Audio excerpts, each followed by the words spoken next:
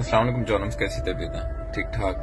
कारोबार के सफर में जितनी मुश्किलात मैंने देखी है वो मेरे करीबी दोस्त बहुत अच्छी तरीके से जानते हैं। मेरा सामना ऐसा भी हुआ है कि मैं अकेला और सामने 10 लोग और 10 लोगों ने मुझे तशद्दुद का निशाना बनाया, जिसमें एक FIR भी हुई और वो सारे बंदे पकड़े गए। फिर उसके बाद 50 लोगों ने मुझ समेत मेरे साथ 5 से 10 लेबर्स थे ग्वादर में। वो एक इंसिडेंट आया।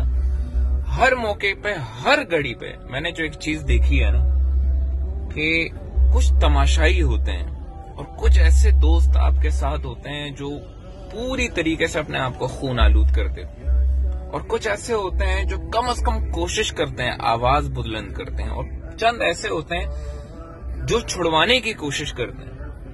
इस वक्त जो फलस्तीन के साथ हो रहा है और ईरान ने जो आज रात कर दिया, वो एक बहुत बड़ा तमाचा है उन तमाम तर लोगों के मुंह पर जो बचपन से, क्योंकि मेरा अपना ताल्लुक एक सुन्नी घराने से, हमें यही सिखाया गया कि भाई ईरान तो यहूदी का एक नाजायज औलाद है, यहूद तो पाल ही रहा है ईरान का, और ईरान मुसलमानों का सबसे बड़ा दुश्मन है। और सबसे अच्छा तो माशाल्लाह सऊदी है, क्योंकि खाने काबा की कुंजी उनके पास है, उनके खादिम वो हैं। तो सबसे अच्छे तो भाई जो अरबी है वही है। जो कतर हो गया, UAE हो गया, सऊदी अरेबिया हो गए, ये तो माशाल्लाह जन्नत के फरिश्ते हैं। यही सिखाया जाता है, और आज मुझे समझ में आ रहा है कि सिखाने की बुनियादी वजह यह है कि जितने भी मदारिस हैं, इनकी जो फंडिंग है वो होती ही नहीं सऊदी तेल के पैसों से। तो उससे जो नौजवान और उससे जो नई नस्ल आती है, पर उनके दिल और दिमागों में यही होता है कि ये तुम्हारा दुश्मन है और ये तुम्हारा दोस्त है। मैं एक चीज बता देता हूं कि जब मुसीबत की घड़ी आती है ना, कौन हक पर है और कौन बातिल पर है, बस इतना देखना है कि कौन आपके लिए अपना सर खून आलूद कर रहा है।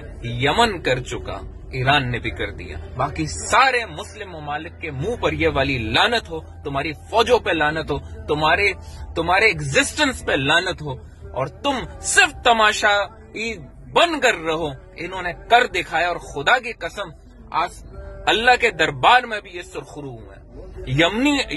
यमन जो एक कमजोर मुल्क है, जंग की हालत में होने के बावजूद भी जो उसने आंखें दिखाई है इजराइल को, तुम्हारे अंदर तो ये औकात नहीं है कि तुम कम अज कम इनके खिलाफ एक मुल्की सतह पे कोई बयान जारी कर सको, या इनके एम्बेसीज को बंद कर सको, या कोई ऐसा इकदाम तो हो यार कि नजर आए कि तुम्हारे अंदर भी जो है ना हुसैनी का जज्बा है, तुम्हारे अंदर भी नबी की वो सुन्नत और नबी की वो मोहब्बत, कुरान की अजमत तुम्हारे सीने में है।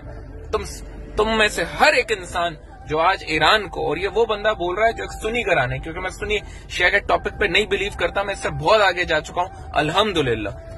मैं ये उनके लिए कहता हूं कि जो आज भी ये कहते हैं कि ये तो ईरान ने इसलिए किया कि अब यहूदियों को खुली छूट मिल गई, अब तो वो कर देंगे, तबाही कर देंगे सारे आलम अरब पे। तो मैं कहता हूं लानत है अरब पे, इस अरबों पे जो $350 बिलियन फुटबॉल के स्टेडियम्स के लिए खर्च कर सकते हैं, अपनी अय्याशियों पे खर्च कर सकते हैं, कॉन्सर्ट्स करवा सकते हैं, मदीने के बॉर्डर के करीब बड़े बड़े हॉलीवुड के पॉप स्टार्स और सिंगर्स को लाके नचवा सकते हैं। खुदा की कसम, बैतुल मुकद्दस के बाद अगर कोई मुल्क फतह और आजाद होना चाहिए वो खाने काबा है। इन अरबों से, इन जालिमों से, इन बेगैरतों से, कि जिनको कोई आज हक नहीं है, इन्होंने हर वो काम किया है कि जो नबी की सुन्नत के खिलाफ है, जो नबी की तालीमात के खिलाफ है। और यकीनन मेरा ये दिल है, ये मेरा ईमान है कि ज़हूर मेहदी का वक्त आ चुका।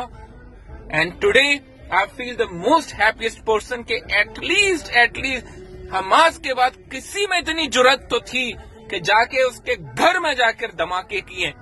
सलाम है ईरान तुम्हें, सलाम है। And this is coming from a person जिसका पूरा खानदान सुन्नी है, जिसको सुन्नी घराने में पढ़ाया गया है, बड़ा किया गया है। मैं आपसे ये कहता हूं, अल्लाह ताला की सलामती हो आप लोगों पर। You have won the hearts of many people like me who are unbiased and who think rationally. Thank you.